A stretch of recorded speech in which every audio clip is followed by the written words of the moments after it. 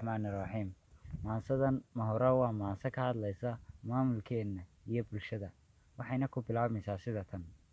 Maansadu midh weeyaan iyo miimka erayada. Maansada ujeedkiyo midha ay u socotaa midh caddaana weeyaan.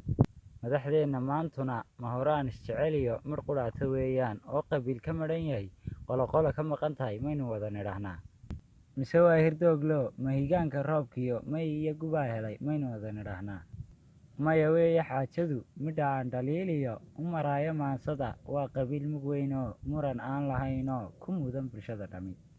Mugdiyo caddaan baan meel ku wada yaal ma sinaan karee maantaba ka doodne miyirkiyo xiskaygiyo maskaxdaydu say tahay anaa baara maantee ila miira idinkuna.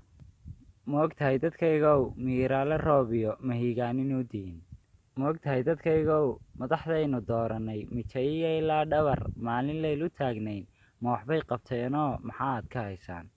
Ma ogtahay dadkaygow musharaxa xilkaasida muuqa iyo jaahiyo mudnaan muyna siiyaa.